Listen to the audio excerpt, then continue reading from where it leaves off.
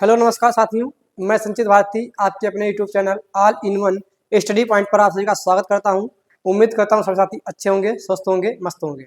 साथियों, ये हमारा सेशन जो पॉलिटी का चल रहा है और उसी को आगे बढ़ाते हुए आज हम आपके लिए जो मूल अधिकार का पहला सेशन हो चुका है, पहला वीडियो आपका हो चुका है और उसी का मूल अधिकार का ही आज हम पार्ट 2 लेकर आए हैं और जिसमें हम आज आपको जो मूल अधिकार शेष बचे थे उनके बारे में विस्तृत रूप से बताएंगे। ठीक है, तो शुरू करते हैं आज के सेशन को। ठीक है साथियों, तो ये हमारी स्टार्टिंग यहाँ से हो रही है भैया। हमने अनुच्छेद 15 तक पढ़ लिया था मूल अधिकार में और आज हम फिर मूल अधिकार में शुरुआत करने जा रहे हैं अब। ठीक है, तो शुरू करते हैं भैया, देखते हैं पहले मूल अधिकार के बारे में ही हम। अनुच्छेद मूल अधिकार में अगर बात की जाए तो अनुच्छेद 16 क्या कहता है आपका। अनुच्छेद 15 में हमने आपको बताया था, 15 तक हमने पढ़ चुके हैं और 16 आज हमारा है। तो हम देखते हैं 16 में क्या है। लोक नियोजन की समानता, लोक नियोजन की समानता, इक्वल अपॉर्चुनिटी। ठीक है, क्या कह सकते हैं, इक्वल अपॉर्चुनिटी। लोक नियोजन की समानता का मतलब क्या हो सकता है, नौकरियों में समानता। ठीक है, सरकारी नौकरी में, सरकारी नौकरियों में समान अधिकार। ठीक है, सरकारी नौकरियों में समान अधिकार। अनुच्छेद 16 क्या कहता है भैया आपका, लोक नियोजन की समानता, सरकारी नौकरियों में समान अधिकार। ठीक है, फिर उसके बाद बात करते हैं अनुच्छेद 16 क्या कहता है। अनुच्छेद 16 4 इसी का एक खंड है और जिसमें कहा गया है कि जनसंख्या के अनुपात में आरक्षण की व्यवस्था। किसके अनुपात में, तो जनसंख्या के अनुपात में आरक्षण की व्यवस्था के बारे में बात की गई है। जिस जैसी जनसंख्या होगी उसी के अनुसार उसके क्या कर दिया जाएगा, आरक्षण दे दिया जाएगा। ठीक है, जिनमें से एक आपका संशोधन हुआ था 103वां संविधान संशोधन, 103वां संविधान संशोधन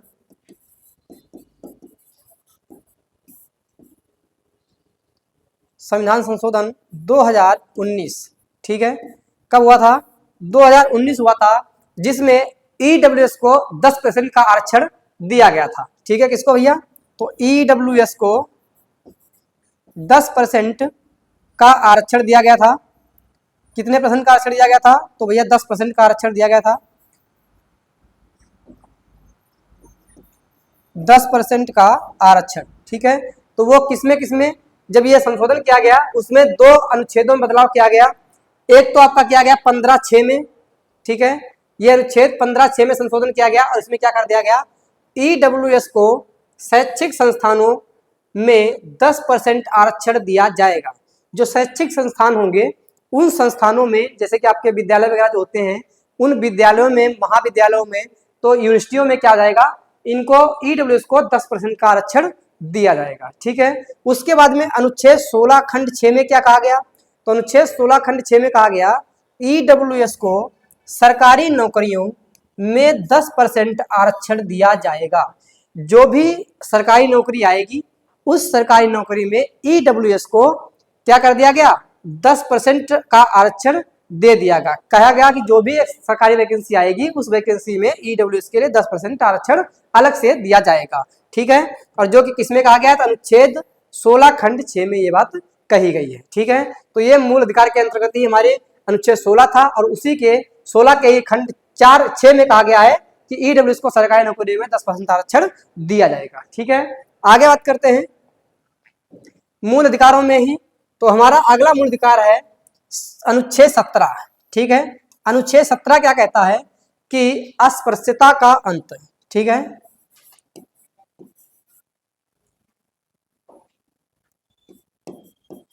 अस्पृश्यता का अंत, या फिर कह सकते हैं छुआछूत का अंत। ठीक है, या फिर कह सकते हैं हम एंड ऑफ अनटचेबिलिटी। ठीक है, अनटचेबिलिटी। ठीक है, तो ये किसमें कहा गया है? तो अनुच्छेद 17 में कहा गया है अस्पृश्यता का अंत या छुआछूत का अंत। ठीक है, तो इसमें यही जाएगा कि छुआछूत का यानी ऐसी किसी से किसी का प्रकार का भेदभाव नहीं किया जाएगा। ठीक है, उसके अनुच्छेद 18 क्या कहता है? तो अनुच्छेद 18 कहता है उपाधियों का अंत, उपाधियों का अंत। ठीक है, end of titles, end of titles. ठीक है, ये किसमें कहा गया है? तो अनुच्छेद 18 में कहा गया है कि उपाधियों का अंत। जैसे कि किसी व्यक्ति को पहले क्या होता था, उपाधियां दे देती थी। ठीक है, जैसे महात्मा गांधी कोई महात्मा की उपाधि दी गई थी। ठीक है, ऐसे ही सुभाष चंद्र जी को नेताजी की उपाधि दी गई थी। तो ऐसी जो उपाधियां थी, ये उपाधियों का क्या कर दिया गया? अंत कर दिया गया। किसके तहत? अनुच्छेद 18 के तहत कह दिया गया कि अब कोई भी उपाधि नहीं दी जाएगी। ठीक है, आगे बात करते हैं। अब ये हमारा दूसरा मूल अधिकार के अंतर्गत आता आपका है स्वतंत्रता का अधिकार। ठीक है, स्वतंत्रता का अधिकार, जैसे हमारे 6 मूल अधिकार थे, उसी में हमारा दूसरा है स्वतंत्रता का अधिकार। और स्वतंत्रता के अधिकार कहां से कहां तक है? तो अनुच्छेद 19 से लेके 22 तक स्वतंत्रता का अधिकार है। और जब 19 से लेके 22 तक स्वतंत्रता का अधिकार है, उसी में हम देखते हैं अनुच्छेद 19(1) क्या कहता है। अनुच्छेद 19(1) क्या कहता है? अनुच्छेद 19(1) कह रहा है, अनुच्छेद 19(1)(a), ठीक है, कह रहा है वाक एवं अभिव्यक्ति की स्वतंत्रता। ठीक है, वाक एवं अभिव्यक्ति, एक्सप्रेशन। ठीक है, एक्सप्रेशन कह सकते हैं, अभिव्यक्ति। तो वाक एवं अभिव्यक्ति की स्वतंत्रता, जैसे कि किसी को भी आप कुछ भी क्या कह सकते हो, आप किसी को भी प्यार से बोल सकते हो, आप गुस्से में बोल सकते हो, ऐसा नहीं है। लेकिन यह है कि ये जो आपको एक अभिव्यक्ति के आपके जो अंदर एक्सप्रेशन होते हैं, उनकी आपको स्वतंत्रता दी गई है कि आप किससे क्या कह सकते हो। ठीक है, ये आपको स्वतंत्रता मिली हुई है। उसी के अंतर्गत आपकी कुछ स्वतंत्रता आती है, जैसे प्रेस की स्वतंत्रता। ठीक है, प्रेस की स्वतंत्रता का मतलब क्या जाएगा? जो आपका न्यूज पेपर आता है, ठीक है, न्यूज पेपर, अखबार। ठीक है भैया, तो प्रेस की स्वतंत्रता, उसमें वो क्या लिखते हैं, किस हिसाब से लिखते हैं, इसको स्वतंत्रता दी गई अनुच्छेद 19(1) के तहत। प्रेस के लोग जो एंकर होते हैं, वो देखते हैं आप लोग माइक लेके कहीं भी खड़े हो जाते हैं और किसी से कुछ भी पूछने लगते हैं, तो उनको यह स्वतंत्रता दी गई है। ठीक है, उसके बाद राष्ट्रीय ध्वज फहराने की स्वतंत्रता। ठीक है, राष्ट्रीय ध्वज हम फहरा सकते हैं।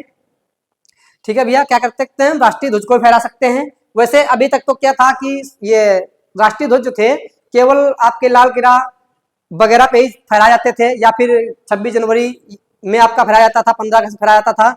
लेकिन उसमें क्या हो गया, 2004 में संशोधन किया गया। उसके बाद से क्या कर दिया कि कोई भी व्यक्ति अपने घर पर भी तिरंगा को फहरा सकता है। ठीक है, वैसे अपने घर और ऑफिस में फहराने का अधिकार नहीं था, लेकिन 2004 के बाद ये अधिकार बन गया है कि अब आप अपने घर पर और अपने ऑफिस में भी तिरंगे को फहरा सकते हैं। ठीक है, उसके बाद बात की जाए जानने का अधिकार, जानने का अधिकार। ठीक है, तो आपको जानने का अधिकार भी है, नो यानी आप जान भी सकते हैं। ठीक है, आपको जानने का अधिकार भी है। शांत रहने का अधिकार। ठीक है, शांत रहने का अधिकार आपको दिया गया है, स्वतंत्रता के अनुच्छेद जो आपका दिया हुआ है 19(1)(a) में ही आपको शांत रहने का अधिकार भी दिया गया है। लेकिन आप जब आपका राष्ट्रगान हो रहा है उस समय, ठीक है, उसमें क्या होता है कि बहुत लोग कहते हैं कि उसमें हम जरा से आप अगर बदतमीजी करोगे तो क्या होता है, टीचर होते हैं पीट देते हैं। ठीक है भैया, तो ये होता है भैया, उसमें आप बिल्कुल जरा सी भी बदतमीजी नहीं कर सकते हो। वो एक आपका एक बहुत ही महत्वपूर्ण चीज है, और वहां पे आपको बिल्कुल शांत मुद्रा में रहकर ही उसको गाना है। ठीक है, उसके बाद बात करते हैं इंटरनेट चलाने की स्वतंत्रता। किसकी? तो इंटरनेट चलाने की स्वतंत्रता। आपको इंटरनेट चलाने की भी स्वतंत्रता मिली है। आप इंटरनेट अपनी मर्जी से चला सकते हो, अपनी मर्जी से ही खत्म कर सकते हो, चाहे अपना आप जितना भी डाटा आता है, 1.5 GB आता है, 2 GB आता है, चाहे आप अपना 1 घंटे में खत्म कर दीजिए, चाहे आप 1 दिन से खत्म करिए, ये आपकी स्वतंत्रता है, आप इंटरनेट चला सकते हैं। ठीक है, ये भी आपका अनुच्छेद 19(1) के तहत ही दिया गया है। ठीक है, आगे बात करेंगे अनुच्छेद 19(1)(b) में क्या कहा गया है। अनुच्छेद 19 खंड 1(b) में क्या कहा गया है भैया? तो इसमें कहा गया है कि शांतिपूर्वक एवं निशस्त्र सम्मेलन की स्वतंत्रता। ठीक है, शांतिपूर्वक एवं निशस्त्र, आप कहीं भी कोई भी धरना प्रदर्शन कर सकते हैं। जैसे कि आपके धरना का आप लखनऊ जाएंगे तो आपको इको गार्डन में अक्सर धरना प्रदर्शन चलते रहते हैं। तो वहां पे क्या होता है कि वो लोग बिल्कुल शांतिपूर्वक करेंगे, और साथ ही निशस्त्र का मतलब उनके पास भी कोई ऐसा ना लाठी डंडा होगा, ना कोई उनका ऐसा अस्त्र होगा जिसके माध्यम से वो किसी पे हमला करे। ठीक है, तो बिल्कुल एक शांत मुद्रा बैठकर आराम से शांतिपूर्वक धरना प्रदर्शन कर सकते हैं। ये किसमें दिया गया है? तो अनुच्छेद 1(b) में ये बात कही गई है। ठीक है, उसके बाद अनुच्छेद एक सी में क्या कहा गया है, इसमें कहा गया है सभा संघ सहकारी समितियां बनाने का आप बना सकते हैं। ठीक है, तो सभा भी आप कर सकते हैं, संघ बना सकते हैं और आप सहकारी समितियां भी बना सकते हैं। ये भी अनुच्छेद 19(1)(c) में कहा गया है। ठीक है, उसके बाद बात की जाए अनुच्छेद 19(1)(d), तो इसमें क्या कहा गया है, इसमें कहा गया है भारत में कहीं भी घूमने की स्वतंत्रता। भारत में आप कहीं भी घूम सकते हैं। ये कौन कहता है, ये अनुच्छेद 19(1)(d) कहता है। आप भारत में चाहे जहां घूम सकते हैं, किसी भी जगह पे जाइए, चाहे जम्मू कश्मीर जाइए, चाहे आप हिमाचल प्रदेश जाइए, चाहे उत्तराखंड जाइए, हर जगह आपको टहलने की आजादी दी गई है। और ये किसमें कहा गया है, अनुच्छेद 19(1)(d) में यह बात कही गई है। और डी फॉर क्या होता है, तो डी फॉर भैया आपके होते हैं डैडी। ठीक है, डैडी यानी पिताजी। अगर आप पिताजी से जो कि डैडी हैं, जब वो परमिशन देंगे तभी तो आप टहलने जाओगे। ठीक है, तभी कहा गया है कि अनुच्छेद 1(d) अगर पूछ दे तो डी फॉर डैडी, डैडी से परमिशन लेंगे तो क्या करेंगे आप, तब आप घूमने जाएंगे। ठीक है, आगे बात की जाए अनुच्छेद 19(1)(e). 1(e) में क्या कहा गया है, तो भारत में कहीं भी निवास करने की स्वतंत्रता, निवास करने की स्वतंत्रता या फिर बसने की स्वतंत्रता कह सकते हैं। ठीक है, कहीं पर भी बसने की स्वतंत्रता। ठीक है, बसने की स्वतंत्रता। ये अभी तक भैया आपका जम्मू कश्मीर को छोड़कर था, लेकिन अब आप जम्मू कश्मीर में भी रह सकते हैं। ये पहले जम्मू कश्मीर में नहीं था, लेकिन अब आप वहां भी रह सकते हैं। तो यह अनुच्छेद 1(c) में 19(1)(e) में कहा गया है कि भारत में कहीं भी निवास करने की स्वतंत्रता। और निवास आप कहीं भी रह सकते हैं, निवास तभी कर सकते हैं जब आपके पास पैसा होगा, इकोनॉमी आपकी अच्छी होगी। ठीक है, क्या अच्छी होगी आपकी, तो इकोनॉमी जब आपकी अच्छी होगी। ठीक है, इकोनॉमी जब आपकी इकोनॉमी अच्छी होगी तभी तो आप कहीं पर भी रह सकते हैं। और ई मतलब इकोनॉमी, तो आप क्या कर सकते हैं, भारत में कहीं भी रह सकते हैं अगर आपके पास पैसा है तो। ठीक है, आगे बात की जाए अनुच्छेद 19(1)(g). अनुच्छेद 19(1)(g) क्या कहता है, किसी भी व्यवसाय एवं व्यापार की स्वतंत्रता। ठीक है, किसी भी व्यवसाय एवं व्यापार की स्वतंत्रता। ठीक है, आप कोई भी व्यवसाय कर सकते हैं, आप कोई भी व्यापार कर सकते हैं, जो आपका लीगल होना चाहिए, बस अनलीगल ना हो। आप कोई भी व्यापार करिए, आप कोई भी व्यवसाय कर सकते हैं। ये किसमें कहा गया है, अनुच्छेद 19(1)(g) में यह बात कही गई। ठीक है, अनुच्छेद 20 क्या कहता है, दोष सिद्धि से संरक्षण। दोष सिद्धि से संरक्षण, दोष सिद्धि संरक्षण मतलब यह है कि अगर कोई व्यक्ति किसी उसमें फंस जाता है किसी कारणवश, तो उसमें क्या होगा, जब तक उस पर दोष सिद्ध नहीं हो जाता है उसको सजा नहीं दी जा सकती है। ठीक है, दोष सिद्धि से संरक्षण का मतलब हो जाएगा कि वो जब तक उस पर दोष सिद्ध नहीं होगा तब तक उसको सजा नहीं दी जाएगी। ठीक है, ये कौन कहता है, ये अनुच्छेद 20 कहता है। उसके बाद अनुच्छेद 20 का ही एक खंड है 20(1). इसमें क्या कहा गया है, इसमें कहा गया है कार्य उत्तर विधियों में संरक्षण। कार्य उत्तर विधियों में संरक्षण। ठीक है, जैसे कि जो भी कानून अब बनाया गया है और उसके पहले वो कानून नहीं था, और उस हिसाब से कोई व्यक्ति अगर कोई काम कर देता है गलत, तो उसको सजा अब के हिसाब से हो जाएगी, पहले के हिसाब से सजा नहीं दी जाएगी। ठीक है, तो कार्योत्तर विधियों में क्या आ जाएगा, संरक्षण। दूसरी बात करते हैं 20 खंड 2 में अगर पूछ दे तो दोहरे दंड से संरक्षण। दोहरे दंड से संरक्षण मतलब क्या जाएगा, अनुच्छेद 20(2) क्या कहता है कि दोहरे दंड से संरक्षण। जैसे कोई व्यक्ति है और आपने, कहने का मतलब यह है कि आपने उसको मार दिया, आप किताब के हिसाब से अगर देखा जाए तो कानून के हिसाब से आपने उसको मारा है, और वो कहीं दोबारा आपको टहलते हुए मिल जाए, कहीं भी आपको दिख जाए, आपके केवल झूठा फंसा दिया गया है और आपको मिल जाए, तो आप उसको मार दीजिए अगर, तो आपको एक बार सजा अगर उसकी आप काट चुके हैं तो दोबारा उसकी सजा नहीं दी जाएगी। ठीक है, जैसे कि किसी व्यक्ति को अगर आपने मार दिया है, कहने का मतलब यह है कानून के द्वारा आप झूठे फंसा दिए गए कि आपने उसको मार दिया, और वो आपको कहीं मिल जाए तो आप उसको मार दीजिएगा, आपको सजा जो आप काट चुके हैं वही उसी सजा पे आपको छोड़ दिया जाएगा। ठीक है भैया, तो इसका मतलब ये हो जाएगा दोहरा दंड आपको नहीं दिया जाएगा। ठीक है, उसके बाद बात की जाए अनुच्छेद 20(3). अनुच्छेद 20(3) क्या कहता है, स्वयं के विरुद्ध गवाही देने के लिए बाध्य नहीं किया जाएगा। क्या होता है कि कभी कभी ऐसा होता है कि लोग प्रेशर में दबा के झूठी गवाही दिला लेते हैं, तो ऐसा इसमें कहा गया अनुच्छेद 20(3) में कि आप स्वयं के विरुद्ध क्या होगा, स्वयं के विरुद्ध गवाही देने के लिए बाध्य नहीं किए जाएंगे। ये किसमें कहा गया है, तो ये अनुच्छेद 20(3) में कहा गया है। और इसी में ये भी एक बात कही गई है कि जैसे कि जो पुलिस होती है, पुलिस की गवाही मान्य नहीं होती है। ठीक है, इसी में कहा गया है कि पुलिस की गवाही को मान्य नहीं किया जाता है। ठीक है, आगे बात करें अनुच्छेद 21। अनुच्छेद 21 क्या कहता है? अनुच्छेद 21 कहता है प्राण एवं दैहिक स्वतंत्रता।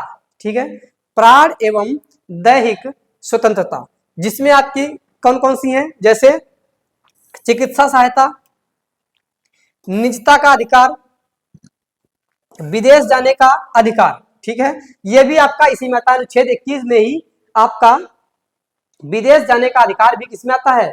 तो अनुच्छेद 21 में ही आपका आता है विदेश जाने का अधिकार। ठीक है, और चिकित्सा की सहायता, चिकित्सा सहायता ये भी अनुच्छेद 21 में, और निजता का अधिकार ये भी अनुच्छेद 21 में। इसको हम प्राइवेसी भी कह सकते हैं, प्राइवेसी। ठीक है, निजता का अधिकार।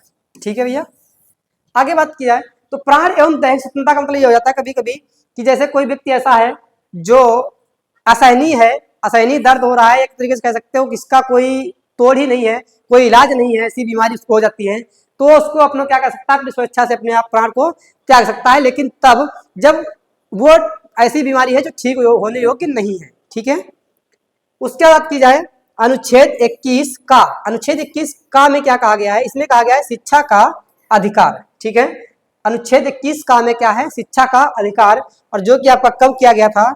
तो ये आपका एक था 86वां संविधान संशोधन, 86वां संविधान संशोधन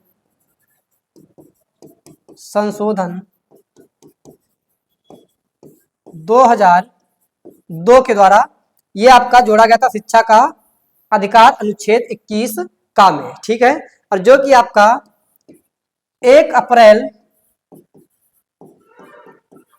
2010 में लागू हुआ था। ठीक है, 1 अप्रैल 2010 में क्या हुआ था? तो 1 अप्रैल 2010 में ये आपका लागू हुआ था। ठीक है, आगे बात करते हैं अनुच्छेद 22 की। अनुच्छेद 22 क्या कहता है?